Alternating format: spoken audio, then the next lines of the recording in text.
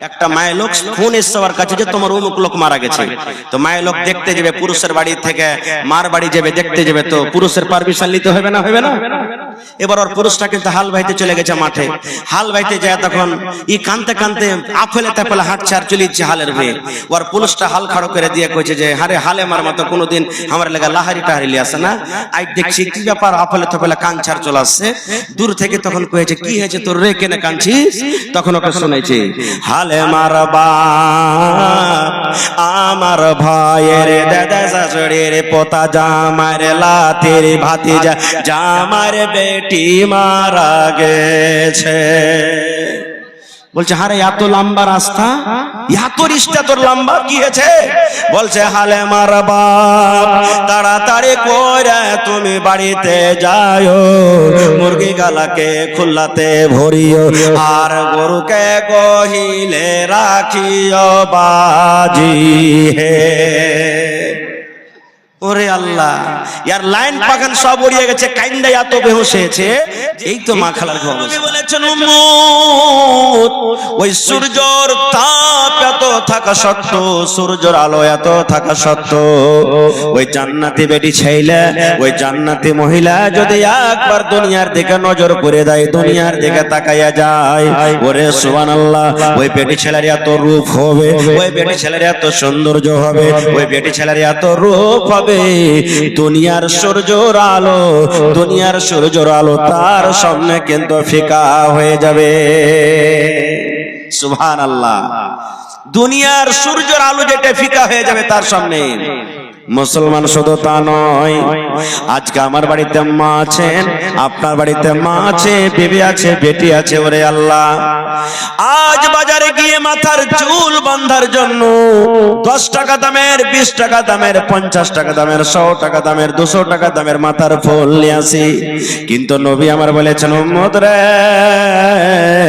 ওই জান্নাতি মেয়ে ছেলের মাথার ফুলটা এত দামি হবে। ওরে সুবহানাল্লাহ, দুনিয়াতে যত সোনা আছে, যত চাঁদি আছে, যত নদ নালা আছে, যত সম্পদ মাল আছে, সমস্ত যদি তুমি বিক্রি করে দাও, আর বিক্রি করার পর যদি তুমি বলো ওই জান্নাতি মেয়ে ছেলের মাথার খোপাতে যে ফুলটা আমি কিনে নিব, আল্লাহর নবী বলেছেন উম্মত, দুনিয়ার সমস্ত জিনিস তুমি যদি বিক্রি করে দাও, আর বিক্রি করার পর ওই জান্নাতি মেয়ে ছেলের মাথার খোপার ফুলটা যদি তুমি খরিদ করো, এত দামি ফুল, এত দামি, ওই ফুল তুমি খরিদ করতে পারবে না।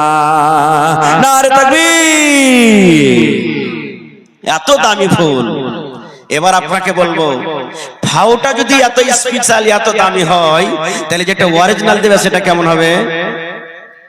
যেটা অরিজিনাল দেবে সেটা কেমন হবে? সুবহানাল্লাহ।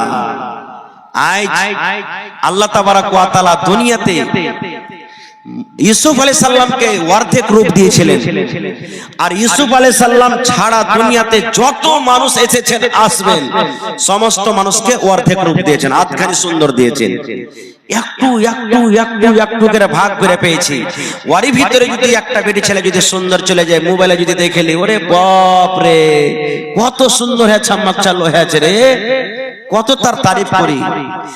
তাহলে একটুখানি সামান্য সুন্দর যে থাকার কারণে যদি এত তারিফ করি, তো জান্নাতে যে বেটি ছেলেটাকে আল্লাহ তাবারাক ওয়া তাআলা আপনার জন্য আমার জন্য তৈরি করেছেন ইমানদারের জন্য, সেটা কেমন হবে? তো এত সুন্দর জিনিস এমনি পাইলেন যে ভাই, এমনি পাওয়া যাবে? পাওয়া যাবে না। ওর জন্য কি করতে হবে?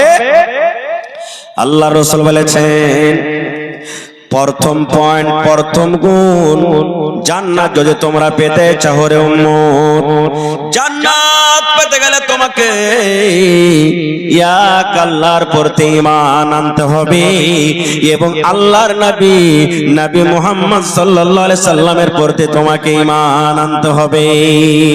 প্রথম গুণ, জান্নাত যাওয়ার প্রথম কথা, আল্লাহ রাসূল বলেছেন উম্মত, তুমি যদি জান্নাত ঢুকতে চাও, জান্নাত তুমি যেতে চাও, তাহলে প্রথম তোমার মধ্যে সিফাত হওয়া দরকার।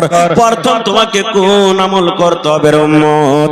প্রথমে তোমাকে নামাজ পড়তে হবে না, প্রথমে তোমাকে রোজা করতে হবে না, প্রথমে তোমাকে দান করতে হবে না, প্রথমে তোমাকে হজ করতে হবে না, প্রথমে তোমাকে তেলাওয়াত করতে হবে না।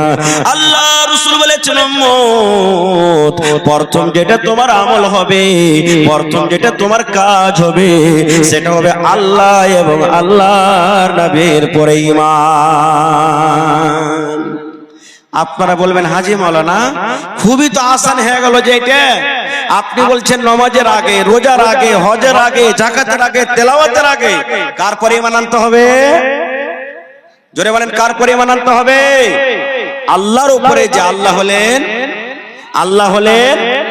আচ্ছা এক সেকেন্ড আপনারা পট করে একটা উত্তর দিয়ে দেন, আল্লাহর বাপের নাম কেউ কইতে পারবেন? পারবেন? আল্লাহর মার নাম, আল্লাহর দাদুর নাম। আচ্ছা আল্লাহর কয়টা বেটা আছে কইতে পারবেন? কেন পারবেন না? আল্লাহ রাব্বুল আলামিন সূরা ইখলাসের মধ্যে বলছেন, কুল হে নবী দুনিয়ার মানুষকে আপনি বলে দেন হুয়াল্লাহু আহাদ, আল্লাহ হলেন, জোরে বলেন আল্লাহ হলেন ইয়া। তো খালি মনে মনে ভেবে নিলাম যে আল্লাহ এক, আল্লাহর মা নাই, আল্লাহর বাপ নাই, আল্লাহর দাদু নাই, আল্লাহর নানা নাই, আল্লাহর নানি নাই, আল্লাহর বিবি নাই, আল্লাহর বাচ্চা নাই, কেউ নাই, আল্লাহ হলেন এক, আল্লাহ হলেন এক। এবার আল্লাহ হলেন কি করে এক? যদি মনে মনে চলে আসে যে আল্লাহ ছাড়া আরো কেউ আছে, এটা আলাদা হিসেবে অন্যদিন কোনোদিন বলবো। তবে আল্লাহ এক, আর যার দিলে আল্লাহ এক কোনোদিন নামাজ ছাড়তে পারবে? জোরে বলেন ছাড়তে পারবে? রোজা ছাড়তে পারবে? হজ ফরজ হলে ছাড়তে পারবে? যাকাত ফরজ হলে ছাড়তে পারবে? কোনোদিন ছাড়তে পারবে না। আর নবীর প্রতি ঈমান কেমন করে ঈমান আনতে হবে? আজকে মসজিদের জালসা, আর এই মসজিদের নাম কি রাখা হয়েছে জানেন? মসজিদ আবু বকর সিদ্দিক রাদিয়াল্লাহু তাআলা আনহু, যিনি ইসলামের প্রথম খলিফা, নবীর মৃত্যুর পর ইসলামের প্রথম রাজা হযরত আবু বকর রাদিয়াল্লাহু তাআলা আনহু, তার নামে মসজিদের নাম রাখা হয়েছে। একটা ঘটনা বলবো, সেই আবু বকর রাদিয়াল্লাহু তাআলা আনহু সিদ্দিকের টাইটেল কেমন করে পেয়েছেন? সেই আবু বকর রাদিয়াল্লাহু তাআলা আনহু নবীর প্রতি কিভাবে বিশ্বাস করেছেন আপনারা জানেন। আল্লাহ তাবারাক ওয়া তাআলা আমার আপনার নবীকে মক্কা থেকে নিয়ে ফিলিস্তিনের জমিন নিয়ে চলে গেলেন, যেখানে লড়াই যুদ্ধ চলছে, মসজিদ আকসা আছে, ওখান থেকে নিয়ে 7 আকাশের পরে জান্নাত জাহান্নাম দেখিয়ে নবীকে 50 ওয়াক্তের নামাজ দিলেন। কয়েকটা মুসা নবীর কথা শোনা পর, লম্বা ঘটনা থেকে যাব না, 50 ওয়াক্তের নামাজ দিলেন, কাটতে ছাড়তে বাঁচলো কত? 5। নবী এক খিরেতে ফিরে চলে এলেন। মক্কা থেকে কোথায় গেলেন? ফিলিস্তিন, যেখানে 3 মাস 4 মাসের রাস্তা তখনকার জামানাতে। আর ওখান থেকে 7 আকাশের পরে আসমানের উপরে গেলেন, 7 আসমানের আগে যায় জান্নাত জাহান্নাম দেখার পর 5 ওয়াক্তের নামাজ দিলে ফের মক্কাতে হাজির। চাচা সবথেকে বড় দুশমন আবু জাহাল নবীর কাছে হাজির হয়ে গেছে। ভাতিজা আজ নতুন খবর নাই কিছু? নবীজি বলছেন আছে। বলছে কি খবর? বলছে আল্লাহ তাআলা আমাকে মক্কা থেকে ফিলিস্তিনের মাটিতে, ওখানে আমি নামাজ পড়াইছি সব নবীরাকে, ওখান থেকে 7 আসমানের পরে জান্নাত জাহান্নাম দেখে আল্লাহ 5 ওয়াক্তের নামাজ দিয়েছে, আবার ঘুরে চলে এসেছি। আপনারা বলেন এই জামানার মানুষ যদি তখন হয়তো একটা মানতো কি কথাটা? জোরে বলেন মানতো? ও খিলখিল করে হাসছে, হে মোহাম্মদ শুনছুনো যে তুই একটা ভালো ছেলে রে, একদিন তো তোর জিন তোর জাদু জমিনের উপরে ছিল, এখন চলে গেছে কোনটে? আসমানে চড়ে নিয়েছে। এইগুলা মানুষ কিছু কথা কয়ে খবরদার কইস না। কইছে হ্যাঁ আমি তো গেছি, আল্লাহর আদেশে গেছি। তখন আবু জাহাল বলছে আমার সামনে যে কথাটা বললি তোর জিগরি দোস্ত আবু বকরকে ডেকে আনছি, ওর সামনে বলতে পারবি? বলছে হ্যাঁ বলে দেবো। বলছে ঠিক আছে তুই এখানে থাক, আমি গেল ডাকতে। তাড়াতাড়ি করে চলে গেলেন, যাওয়ার পর বলছেন আবু বকর তাড়াতাড়ি করে চলো, তাড়াতাড়ি করে চলো। বলছে কি হয়েছে? আরে চলো তো। ওয়ার খেয়াল যে আজ আবু বকর তো কথা মানবে না নবীর, এরকম কথা কি বিশ্বাস করবে ও? এবার টানতে টানতে টানতে নিয়ে হাজির গেছে। তখন বলছেন যে মোহাম্মদ আমার সামনে যে তুই কথাটা বললি, এর সামনে তুই বল, আবু বকরের সামনে বল কি কথা। এবার নবীজি বললেন হ্যাঁ আবু বকর শুনে নাও, আমি আবু জাহলের সামনে কথা বললাম। আল্লাহ রাব্বুল আলামিন মক্কা থেকে আমাকে ফিলিস্তিনের মাটিতে নিয়ে গেলেন, ওখানে সমস্ত নবীরাকে আমি 2 রাকাত নামাজ পড়ালাম। আর ওখান থেকে আল্লাহর আদেশে জিবরিল ফেরেশতার সাথে আমি 7 আকাশের উপরে চলে গেলাম, সিদরাতুল মুনতাহার আগে চলে গেলাম, জান্নাত ঘুরে ঘুরে দেখলাম, জাহান্নাম ঘুরে ঘুরে দেখলাম। জান্নাত জাহান্নাম দেখা পর আল্লাহ রাব্বুল আমিন 50 ওয়াক্তের নামাজ আমাকে দিলেন, কাটতে ছাড়তে 5 ওয়াক্তের নামাজ বাঁচলো। এবার ওই নামাজ নিয়ে আবার আমি আমি মক্কাতে হাজির হয়ে গেলাম। আবু জাহল মনে মনে বলছে, আজ আবু বকর কিন্তু নবীর কথা মানবে না। যেমন দয়ার নবী কথা বললেন, আবু বকর রাদিয়াল্লাহু তাআলা আনহু বলছেন, আবু জাহল রে, আমার নবী কোনোদিন মিথ্যা হতে পারে না রে আবু জাহল, মিথ্যা হতে পারে না। আয় আবু জাহল শুন, এটা ছোট মোটো কথা রে আবু জাহল। আমার নবী আর আগে বলেছেন আল্লাহ হলেন এক, আল্লাহর মা নাই, আল্লাহর বিবি নাই, আল্লাহর বাচ্চা নাই। এটা মেনে নিয়েছি আবু জাহল, মেনে নিয়েছি।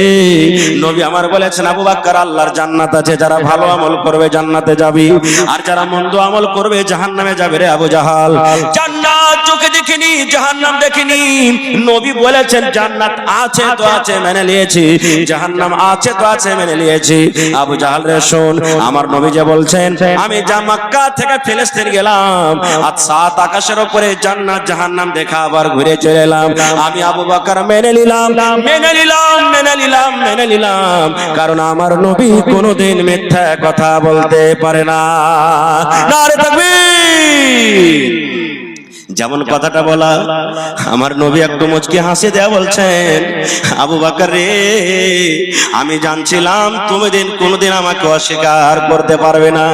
আয় আবু বকর, আজ থেকে তুমি শুধু আবু বকর নয়, শুধু আবু বকর নয়, আজকের পর থেকে যখন তোমাকে মানুষেরা ডাকবে, তখন তোমাকে ডাকবে আবু বকর সিদ্দিক বলে তোমাকে ডাকবে। সিদ্দিক তোমাকে দিয়ে দিলাম, মানে তাসদিক করনে ওয়ালা, মাননে ওয়ালা, ঈমান আনলে ওয়ালা, আবু বকর সিদ্দিক তোমাকে আমি দিয়ে দিলাম। যারা পেঁচালা মানুষ হবে, ও নিজে কোনোদিন হারতে চাইবে না, চাইবে বিচার পঞ্চায়েতে বসবেন, আপনি যদি কাহরির কথা কেটে দেন তা আপনাকে ফেরে ফেলবে। আবু জাহল দেখলে যারে আবু বকর তো মেনে নিলে আমি ভুল করে দিনু, তখন নবীকে ফেরে ফেলতে গেল। কি ফেরে ফেলতে গেল? বলছে মোহাম্মদ, তুমি দেখেছো কেন করে তুমি দেখাইলে যে তুমি ফিলিস্তিনের মাটিতে করো? তুমি যখন দেখেছো তো কয়টা গেট আছে কহতো, তুমি কয়টা জানলা আছে কহতো, ওর রং কত আছে কহতো, ওর কাতার কয়টা আছে তুমি কহতো। এই দেখেন উল্টা পাল্টা সওয়াল। নবী আমার বলছেন যে আল্লাহ, আমি তো এক রাতের জন্য কিছু সময় ছিল ওখানে, আর আমি কেমন করে বলতে পারবো? আপনাকে একটা প্রশ্ন করছি, মনে দুঃখ নেবেন না, বুঝার জন্য। যতটি লোক এখানে এসেছেন আর বিহাদারি আছেন, আপনাকে যদি জিজ্ঞাসা করি যে হারে ভাই, আপনি যা বাড়িতে এসেছেন এই জালসাতে বাড়ি থেকে, তা আপনার স্ত্রী কোন রঙের শাড়ি পিন্ধা আছে, কয়টা লোক কইতে পারবেন? পারবে সবাই? কই দেখি। আপনার স্ত্রী আজ কোন রঙের চুড়ি পিন্ধা আছে কহেন তো? কোন রঙের ব্লাউজ ছায়া আছে যে আপনার স্ত্রী পাঞ্জরে পাঞ্জরে থাকছে? সবাই বলতে পারবো যে ভাই? পারবো না। এবার যদি আমরা এত কাছে থাকা সত্ত্বেও বলতে না পারি, তা আমার নবী কেন কেরা বলবেন? ওরে সুবহানাল্লাহ। নবী আমার এবার আফসোস করে বলছেন, আল্লাহ কেমন করে আমি আবু জাহলের জবাব দিব? আল্লাহ রাব্বুল আমিন জিবরিল ফেরেশতাকে ডাক দেন, আমি আল্লাহ সহ্য করতে পারবো না। জিবরিল রে, যাও যাও যাও, তুমি তাড়াতাড়ি করে আমার নবীর কাছে চলে যাও। আবু জাহল প্রশ্ন করেছে, ফিলিস্তিনের মসজিদ কেমন তুমি দেখাও। ফিলিস্তিনের মসজিদে কয়টা গেট আছে, কয়টা জানলা আছে, কয়টা খিড়কি আছে? আমার নবীর কাছে উত্তর নাই। হ্যাঁ আবু জাহল প্রশ্ন করেছে, জিবরিল তুমি যাও, তুমি মসজিদে আকসার ফটোটা আমার নবীর সামনে তুমি হাজির করে দিবে। আবু জাহল প্রশ্ন করবে, আর ফটো দেখে দেখে দেখে আমার নবী উত্তর দিবে, দেখে দেখে উত্তর দিবে। সুবহানাল্লাহ। এবার ওখানে কিন্তু অপমান হয়ে গেল। এবার আপনারা বলবেন, হ্যাঁ এটা মানবো না, ফটো কেন করে দেখাইবে? কেমন করে ফটো দেখাইবে? তার বোঝার জন্য একটা কথা আপনাকে বলে দিই, বন্ধুরে আমার, আপনি বাড়িতে আছেন, কত ভাইয়ের বেটা দিল্লিতে আছে, পাটনাতে আছে, সৌদি আরবে